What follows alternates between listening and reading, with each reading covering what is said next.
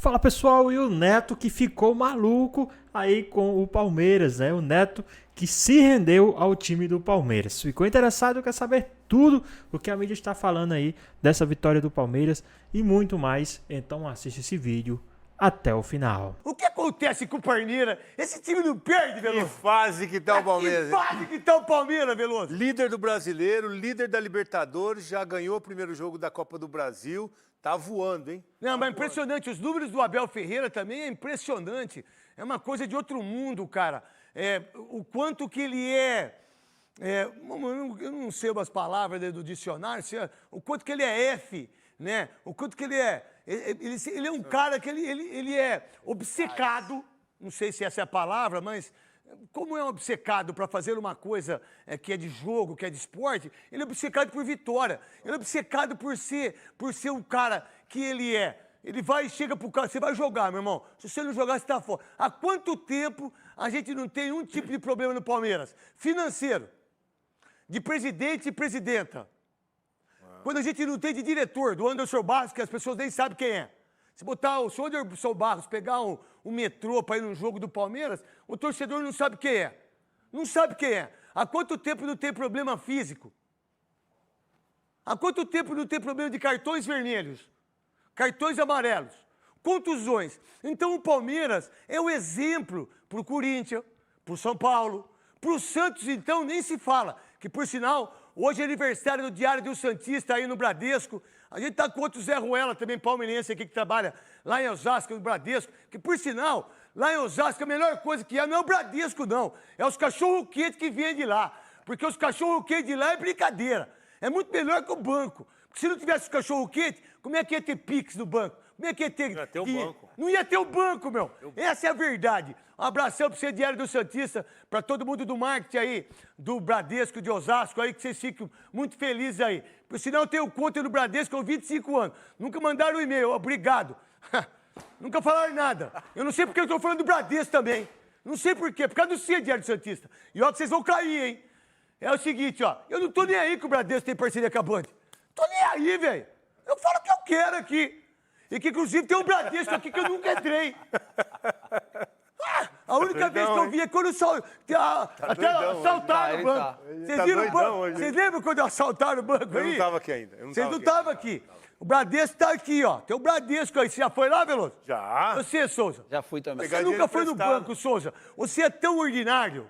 Você é tão ordinário que você, uma vez ele estava sem dinheiro, falou assim pra mim, Neto. Falei, senhor, tá com dinheiro? Ele falou, não, não tô, mas eu tenho 2 folhas, vamos usar.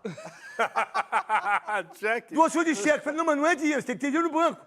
Falei, não, mas eu tenho... O cheque tá aqui. O cheque tá aqui. Só com o cheque eu É só que ela achava que o cheque era dinheiro. Voltando pro Palmeiras, que por sinal não precisa de cheque, não precisa de Pix, paga suas contas de uma forma direita. A verdade, o Brasil, ou o governo, ou as prefeituras, ou os clubes de futebol, tinha que ter o Palmeiras como exemplo. De como não gastar mais aquilo que arrecada.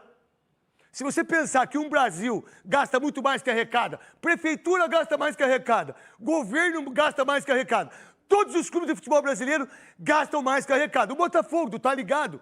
Do Sérgio Maurício, monstro, narrador incrível, maravilhoso, gente boa. E todo mundo erra na vida, meu irmão. E tá tudo certo. É o seguinte, ó. É o seguinte. Quantos clubes hoje no Brasil tem grana no caixa? Acho que nem o Flamengo tem, irmão. O Flamengo tá com problema também, ó. Tá com problema. Aumentou, O único time é o Palmeiras. Aí você pega o Paulo Nobre, o cara ajeitou tudo aquilo que o Mustafa fez de errado. Alguém mete o pau no Mustafa? Você deveria.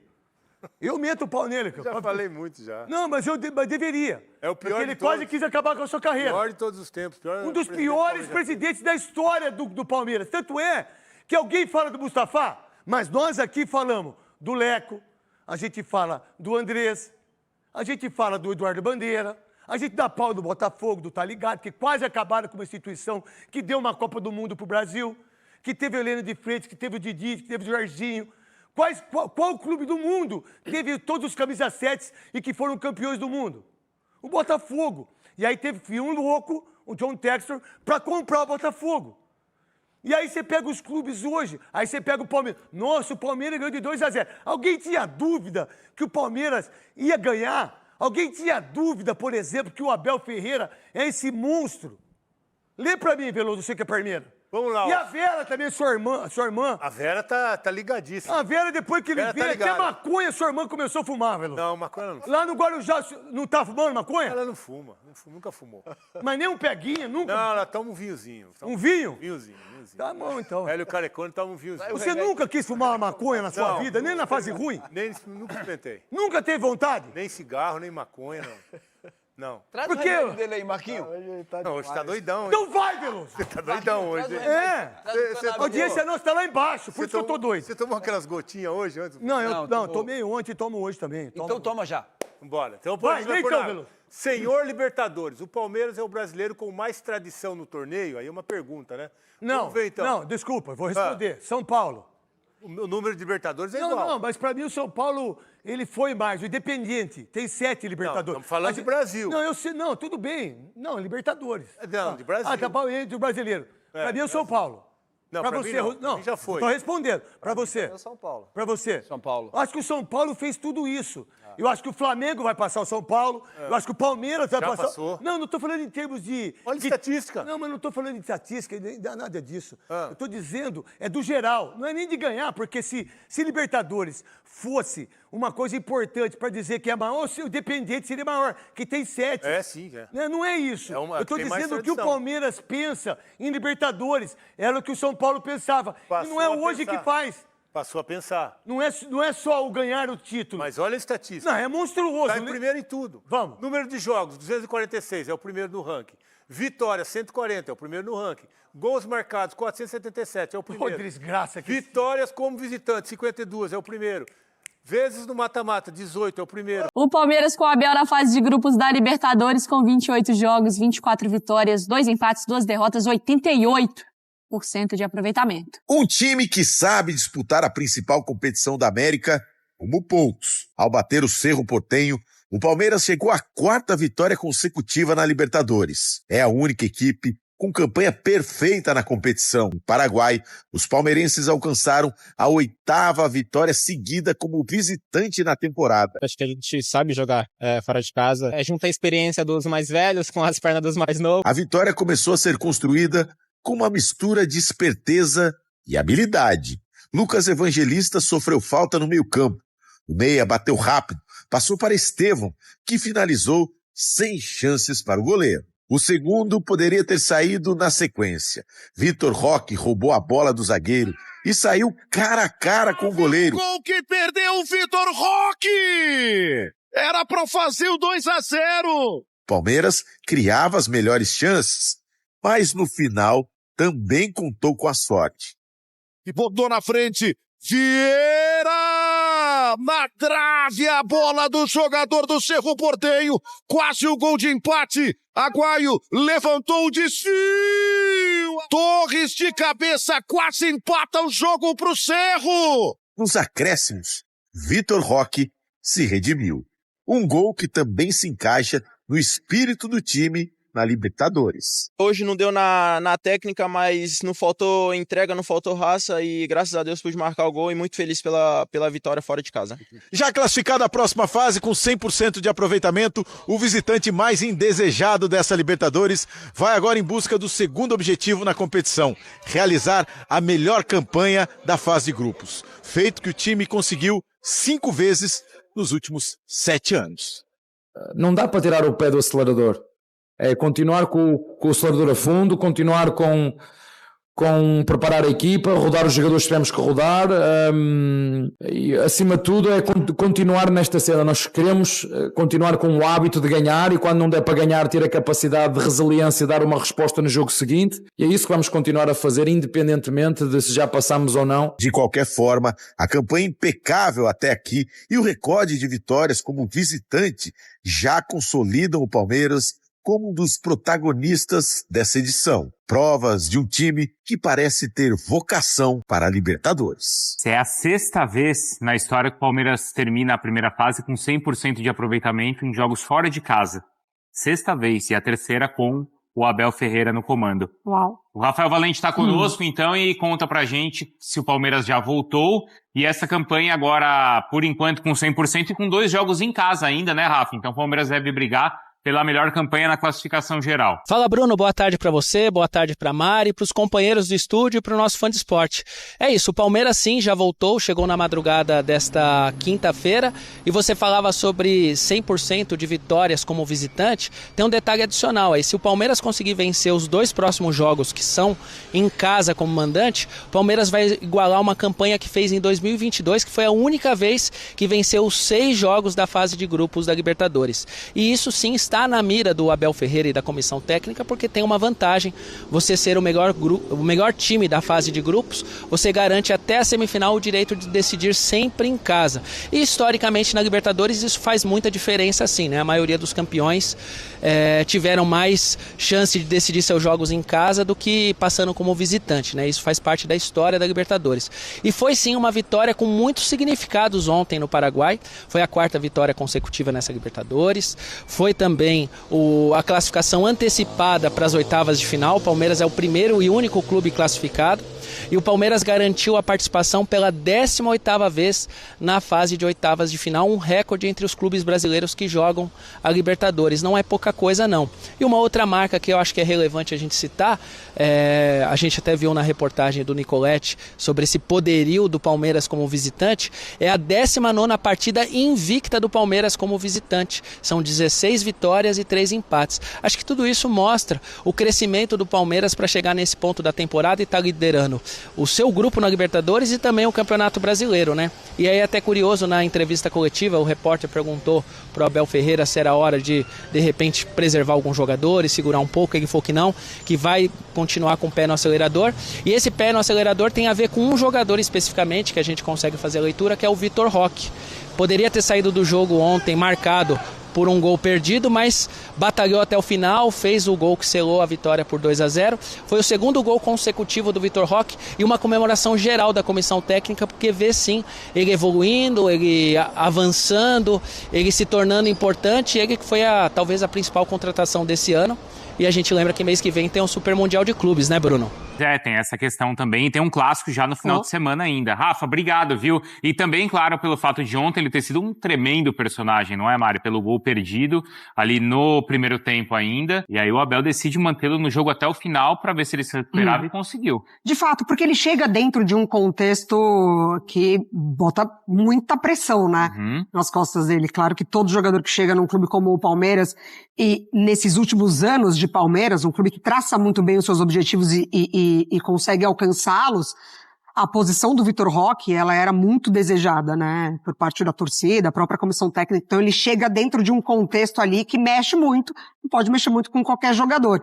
E aí tem essa sequência, essa adaptação, essa nova dinâmica de time, o Abel passando por isso também com o grupo, né, de ter que introduzir outros jogadores, praticamente se despedir ali, né, de uma era de atletas dentro desse Palmeiras tão vencedor, mas é um jogador que tem muita qualidade, que já se provou, que teve um período de Europa que pode sim ter mexido com confiança, com outras questões, mas ele está trabalhando com um cara que aposta muito nisso e que confia muito, né, no talento dos jogadores. Se tem alguém muito preparado para ajudar qualquer um nesse quesito, é o Abel. E aí ele mantém o Vitor Roque até o fim da partida, porque confia e o gol acontece nessa perspectiva de fato, ser uma sequência, né, mais tranquila para ele. Porque ele tem também esse respaldo e essa certeza do trabalho. Exatamente. Porque acho que em outra situação, um técnico mais pressionado, depois de 10 jogos sem marcar, o técnico já teria mudado o centroavante. Ou se o centroavante perde um gol na cara no primeiro tempo, não seguraria até o final, né, Marra? O Abel tem tranquilidade para fazer isso. Tem tranquilidade, tem entendimento do que é o calendário do futebol brasileiro e sul-americano, sabe que agora é o momento, especialmente num jogo como ontem, é o momento de manter o cara em campo, de apertar na confiança dele. O Abel, na entrevista passada, elogiou muito o comportamento, né? Falou que é um menino muito bom, um menino muito comprometido e tal. Então, assim, e também precisamos lembrar, ele também está conhecendo mais do Vitor Roque, né?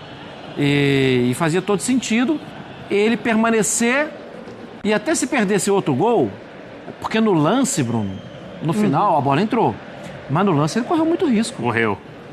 Ele começa a voltar. Sim. E para onde ele vai? Ainda bem que ele teve capacidade para girar o corpo ali e fazer o gol.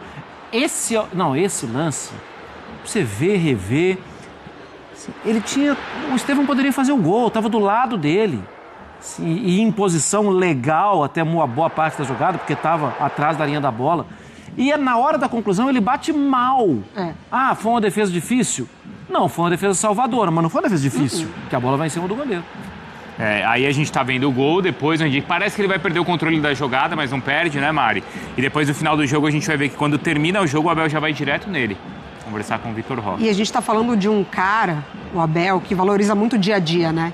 Então, assim, para além do relacionamento mesmo, interpessoal, o dia a dia do esforço do jogador, do quanto ele se dedica nos treinamentos, do quanto ele busca. Então, muito provavelmente, essas oportunidades ao Vitor Roque passam por isso. E o Rafa falava sobre a questão de rodar ou não o elenco, e o Abel fala que não, é pé embaixo, mas silenciosamente ele roda. Porque ele viaja sem o Felipe Anderson, descansa o Piquerez e o Richard. E no segundo tempo ele ainda ganha tempo para colocar 3 que estavam contundidos, o Murilo, o Mike e o Veiga, né? Então ele roda assim esse elenco. Agora, Rafa, ontem era um jogo também de muita tensão por conta das questões todas extra-campo e infelizmente elas aconteceram, Rafa. Pois é, Bruno, é até triste a gente falar disso, né? Porque inclusive foi com o Cerro Porteño, pivô também dos últimos casos com o Palmeiras, né? E a gente até lembra de uma entrevista da Leila Pereira questionando a punição que a Conmebol deu ao Cerro Porteño quando lá em março, num jogo da Copa Libertadores Sub-20, o Figueiredo e o Luigi foram alvo de manifestações racistas num jogo contra o Cerro Porteño no Paraguai. A Conmebol fechou os portões do Cerro Porteño em competições Sub-20 e aplicou uma multa de $50 mil.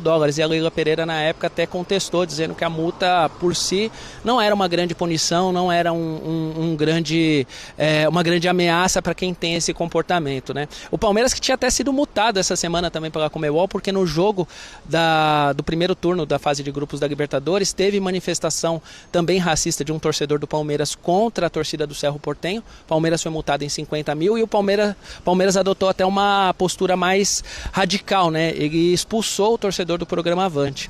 E aí ontem, já ali no final do jogo, até imagens que, se eu não me engano, foi um funcionário do Palmeiras que registrou, 2 torcedores do Cerro fazendo gestos racistas para a torcida do Palmeiras. A Conmebol ainda não se manifestou, mas se seguir o protocolo que ela tem adotado, provavelmente vai terminar em multa para o Cerro Porteño, talvez até uma multa de $50 mil também, ou um valor maior, a gente não sabe ainda, mas o fato é que ela não se manifestou, viu, Bruno? O que ele viu, o Palmeiras está acima dos demais. Você concorda ou discorda? Concordo, Renata. É a grande referência para todos os outros times do futebol brasileiro. O trabalho do Abel é um trabalho de excelência em organização, mas o Abel consegue extrair dos jogadores o que eu acho muito difícil. Os jogadores correm por ele, correm pela instituição, mas correm por ele. Ele extrai dos jogadores, Renata, esse negócio que o D'Alessandro falou de competitividade, de entrega. Pode parecer, quando sai da boca da gente aqui, uma coisa tão rasa, né? Mas aí da boca de um jogador como o D'Alessandro, que entregava isso quando era jogador do Inter, entregava muito isso, e talvez por isso ele seja um grande ídolo da torcida colorada, isso faz toda a diferença, Renata. Se você tem uma queda no aspecto técnico, se taticamente o futebol não entra, a competitividade não pode oscilar. E nesse caso, o Palmeiras dita cátedra sobre isso. Eu falo muito de não desistir do jogo, né? Quantas vezes o Palmeiras, lá no finalzinho do jogo, nos últimos minutos, ou talvez até no último minuto, o Palmeiras buscou resultado, buscou o placar, ou um empate, ou uma virada, porque é um time que se entrega demais. Então, méritos totais ao maior treinador que já pisou em terras brasileiras. Brigam comigo quando eu falo isso, mas eu não arredo o pé. O Abel é um fenômeno como treinador. E tem um amigo meu aqui que fala que treinador é 30%, que o Guardiola falou. Não é muito mais que 30%. O papel do Abel Ferreira como treinador do Palmeiras e essa virada para a conquista de títulos é muito maior do que só 30%. E tenho dito. Vitor Roque também é um assunto importante, porque é o jogador que veio super badalado para recuperar a carreira, para se aproximar da seleção brasileira, demorou para fazer o primeiro gol, mas Edu, chegou esse primeiro gol e ontem ele poderia ter se abalado, se abatido. Estaríamos falando só desse lance que o Estevão estava perto. Ele poderia, inclusive, ter feito o gol, você destacou dos dois lados, ou ter tocado para o Estevão. E depois ele se recupera no final da partida. Tinha muitas opções para ele fazer, né, Renato? Tinha bastante. Ele fez a pior escolha. E ele mandou um abraço pro Ronaldo, né? Porque eu falando que não faz gol e tudo. Mandou um abraço pro Ronaldo porque... por isso nós vimos que ele voltou para cá, pro Brasil. E é um cara que eu vou falar assim para você, Renata. Eu não vou criticá-lo.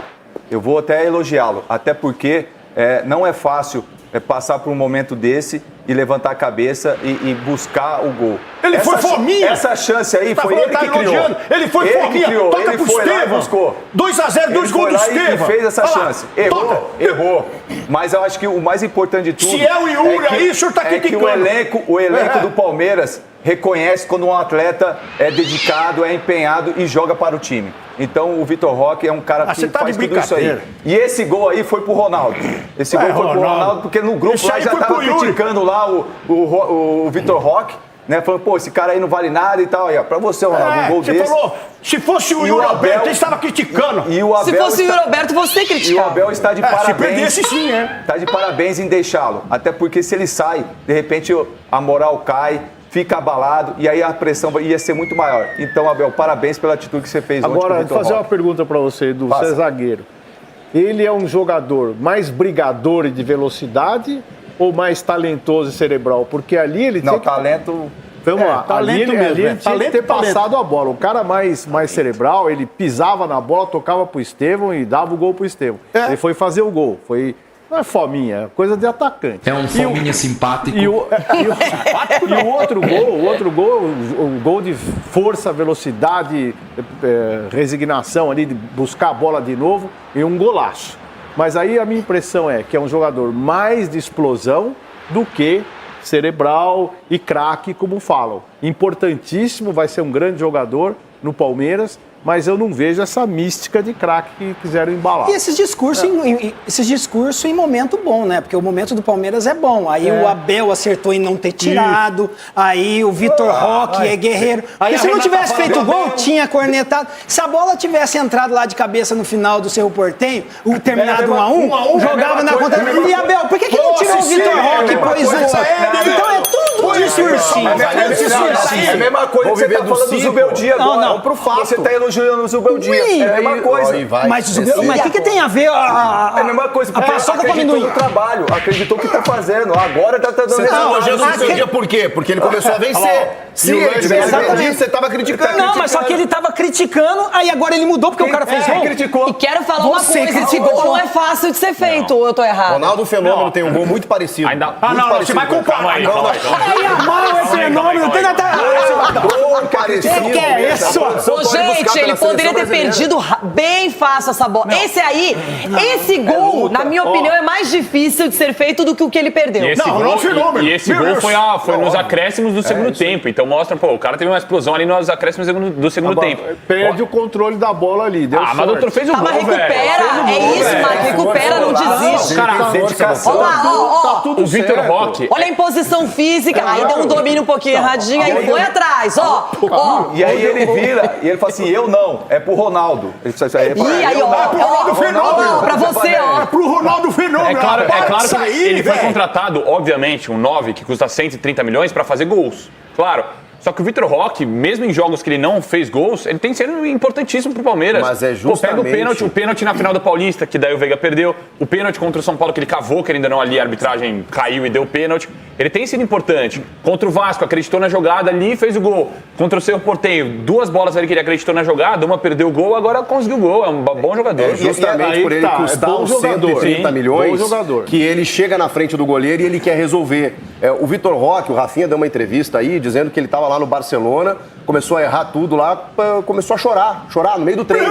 Começou a chorar porque ele realmente é um menino muito jovem, tem uma pressão danada de ser um novo Ronaldo Fenômeno. Escolheu o Barcelona. Eu fico me perguntando como foi a conversa no intervalo. Porque o Abel Ferreira tem uma frase, o Edu pode confirmar, que ele diz o seguinte: a primeira você pode tentar, a primeira é sua, a segunda dá pro companheiro. Então, se ele deixou o Vitor Roque até o final, eu imagino que que ele não tenha dado um esporro no Vitor Roque no intervalo, ele tenha dado confiança. E ele foi, e aí não é causa, é consequência. Porque aí não é porque ele fez o gol a gente está elogiando. Não, é porque o treinador acreditou que o cara resolveu. O Edu tá elogiando, o Abel tá elogiando. A gente sabe da qualidade. Por exemplo, a galera acha o Vitor Roque bom de bola. Eu acho ele muito bom de bola. Ele não é craque, ele é muito bom de bola. Exatamente a minha opinião. A postura dele ali, tentando fazer a jogada, e a gente que jogou futebol sabe o quê? Os passes que ele tava dando e errando é de nervosismo. Ele sentiu. Olha só, vocês falam como se não tivesse adversário. Como se só um lado queira ganhar na Libertadores. Só uma coisinha pra refrescar, pra usar os jogos de ontem, que eu gosto do presente, não é? O Bahia fez 1-0. Nossa, o Bahia vai massacrar o Nacional do Uruguai, vai fazer 3, 4. Não, o Bahia perdeu. O Flamengo, com 9 minutos, abre o placar contra o Central Córdoba fora de casa. Fez falta esse gol que eu vou mostrar. O Arrascaeta é um craque, tá numa fase linda, tá jogando fino da bola, artilheiro do Campeonato Brasileiro, tá daquele jeito que a gente admira. Só que ontem, além do gol que ele fez, ele poderia ter definido o placar e trazido 3 pontos da bagagem. Olha lá, olha lá, estão falando do Vitor Roque. Olha lá, olha, Arrascaeta. Mas isso sabe o que é, né? É só você olhar pro seu pé. O do Flamengo tava maior do que esse ontem.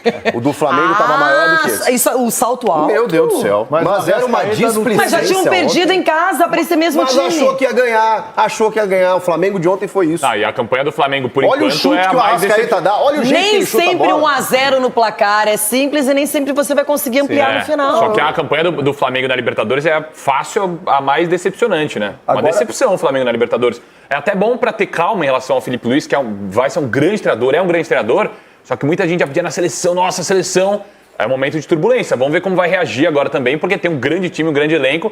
O Flamengo não pode estar faltando 2 rodadas com chance reais de não passar pra Libertadores, não pode.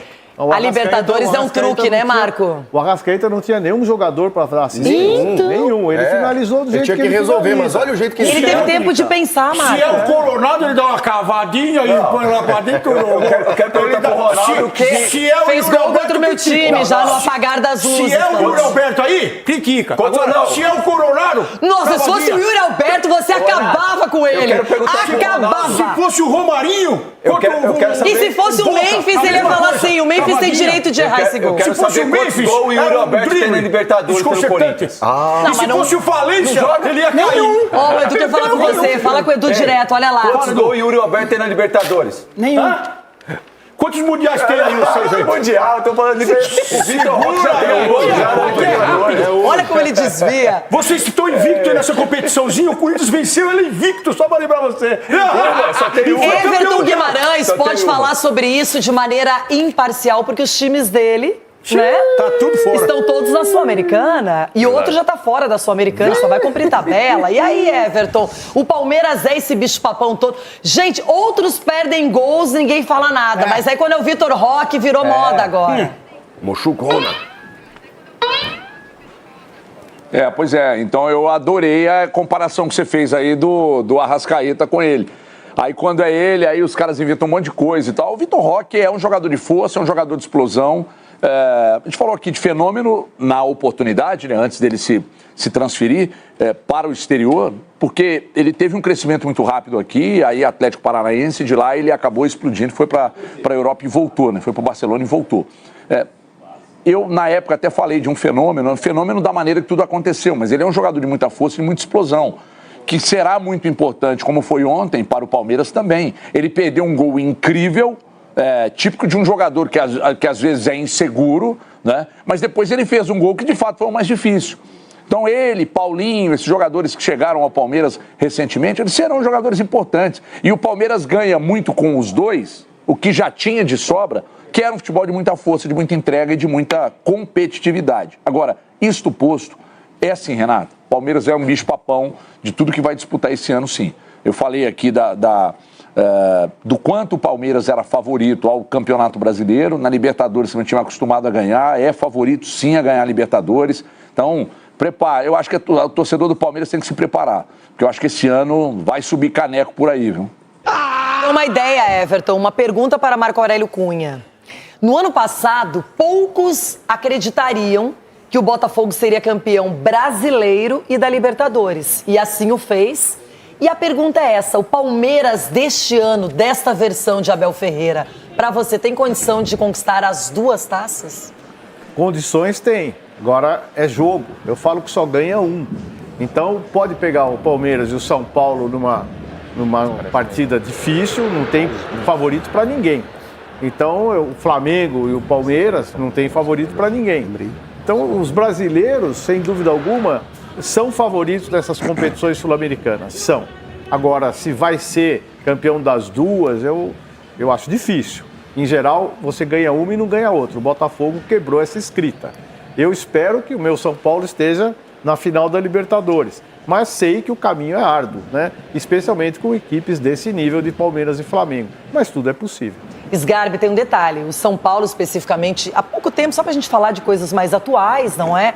Ganhou uma Copa do Brasil eliminando adversários como? Quem? Corinthians, Com gol de mão. Palmeiras e também Flamengo. Não é? Então, às vezes, uma competição ela pode surpreender também. A gente falava muito do Flamengo antes do início da Libertadores. Agora é o momento do Palmeiras. E pode ver a final do Paulista que o Palmeiras não Mas fez o São Paulo também vai bem. O São Paulo. Cunhonhoque, jogou todo. Afinal, teve todo mundo, não fizeram nenhum gol. E o Corinthians fez um gol e foi campeão. Tudo pode acontecer. Você quer falar, final. Eu sou campeã estadual invicta. É isso. Nós somos campeões até aqui. Eu sou invicta. Nós temos um título para poder falar aqui. Mas enquanto estamos falando de Copa do Brasil, de Libertadores, você fala de Paulistinha, né? Só deixando claro que são competições diferentes. Quem foi o último campeão mundial aqui nesse país maravilhoso? Faz tempo pra caramba, o último campeão mundial aqui. Que faz tempo. E aí, Negrão? Não tinha nem nascido ainda. Faz tempo pra caramba. Só que isso é um fato. Nem vamos lembrar dessa Copa do Brasil, senão a soberba volta aqui pro meu coração. Então esquece isso. Só que é lógico, o São Paulo no passado na Libertadores, o Botafogo, a grande sensação, o São Paulo foi eliminado ali no detalhe, querendo ou não, de pênalti, gol perdido. Né? Então é isso, Libertadores é isso, cara. Times que chegam com não condições pode bater pênalti com a mão, foi um detalhe. De pênalti com a mão, cara. Você viu São Paulo, Palmeiras. É o Luca bate pênalti com a mão. Eu não vou nem responder isso, cara. Você deixa isso, ainda bem que não é comigo. O que eu vou responder? É tão louco que eu não sei nem o que responder, cara. Então, pô, deixa ele tirar gol de mão. Tomara que tenha sido de mão mesmo, que dá reembolso de tantos que eles somaram São Paulo. E se fosse com a mão, pra ser no estilo Maradona, porque né? Depois do VAR é só Paulistinha que esse cara comemora. Então, e o juiz. O primeiro time a ganhar com o VAR. Edu, falando sério, a gente brinca, mas você fala muito sério também. Esse Palmeiras, eu penso que hoje a consistência do time apresentada no Brasileiro e na Libertadores, ela tem sido muito direcionada para o Mundial, que está chegando, está se aproximando. E, Renata, é difícil, principalmente a reformulação que o Abel fez, né? Principalmente, né, passa-se anos e aí vai reformulando, saindo jogador, entrando jogador. Então, é muito difícil você manter o foco desses atletas. E o Abel faz com muita maestria isso aí.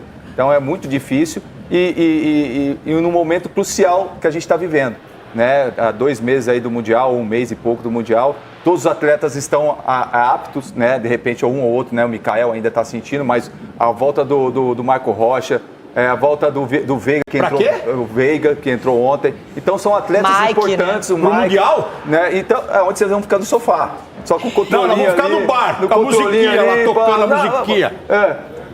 Não, e o Abel não usou toca pra frente, o Abel não usou nem o Maurício e nem o Piquerez ontem, pra você ver que quando tem muitas opções para que o Abel possa escolher. Então acho que é um momento oportuno para que os atletas estejam aptos para jogar. E o Palmeiras está vivendo um momento importante. E tomara que consiga manter isso aí no Mundial. Mas olha, tem uma coisa, né? Quando o menu é muito grande, às vezes você escolhe errado. Mas depende do treinador, né? Ô, doutor! É isso aí, vai pra cima dele! Cicinho! Você tá muito quieto, Cicinho! Os tricas não se unem, vocês têm que se unir, velho! Eu estava procurando defeito no Palmeiras. Segura a mão! Tava procurando. Todas essas questões aí que o Edu trouxe, eu tava procurando. O Marco Aurélio me trouxe a questão do cardápio, quando tem muitas...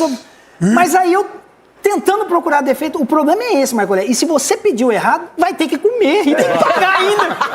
Então não tem, os caras não tem defeito. Não tem pra onde correr, irmão. Entendeu? Vamos que vamos. Vamos entrar em campo e seja o que Deus quiser. 10 vitórias nos últimos 11 jogos do Palmeiras, né? Isso é... Chega! Você tá pensando nisso porque tem clássico no final de semana? 3 vitórias fora de casa.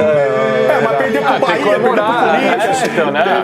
E agora domingo acaba um pouco essa farra também, aí tá na hora. Chico Garcia, de verdade mesmo, o Palmeiras está pronto para o Mundial, pronto para a Libertadores e pronto para o Brasileiro. Chegou na fase perfeita ou ainda você vê muito espaço para evolução? Não, eu acho que dá para evoluir, porque o Palmeiras está sempre em transformação, mas eu acho que o Palmeiras vai fazer bonito no Mundial. Eu não sei se vai ganhar, evidentemente. Acho que não. Mas eu acho que... Solta, negão! Mas eu acho que... Não, tô falando sério. Vai o quê? Vai fazer bonito. Ô, Chico, eles tá no sofá, né? Na comparação com o Flamengo, que foi o questionamento que a Renata fez anteriormente, você tem um time muito mais consistente. O Flamengo tá oscilando nesse momento, porque é isso. Eletrocardiograma. O Palmeiras, ele tem uma consistência. A crise do Palmeiras, ela é uma chuva de verão, né? Os outros têm turbulência, tem Acontece tempestade. uma tragédia, igual perder pro Corinthians numa final. Mas o Corinthians se aproveitou do pior momento do Palmeiras, que foi justamente naquele recorte ali. O Palmeiras, gente, está cumprindo objetivos. Perder o Campeonato Paulista é ruim, com certeza, mas já está inteiramente vencendo fora e dentro de casa na Libertadores, no topo da tabela do Campeonato Brasileiro, não é? Já está se preparando em alto nível para o Mundial. O Vitor Roque, que foi a grande contratação, chegou e já está fazendo gols, perdendo e recuperando. Pois é, pessoal, tá aí mais um vídeo, né? O Neto que foi a loucura aí com o Palmeiras, né? Esse Palmeiras que só ganha, né? A mídia está repercutindo demais essa vitória do Verdão, né? O Palmeiras que vem aí de 4 vitórias consecutivas aí, né? Na Libertadores, tem 12 pontos, buscando aí a liderança da competição, né? Do geral, para poder, né? Além de ser o líder do grupo, ser também um líder geral, para que possa disputar os jogos de mata-mata, os jogos da volta em casa. Para quem não sabe, tem essa regra aí que o líder geral tem o direito de disputar todos os jogos de mata-mata, os jogos da volta em casa. Mas acabou o Libertadores ontem, passou, venceu o Cerro Porteño, né, vitória muito importante, e agora já o pensamento já é voltar para o Brasileiro.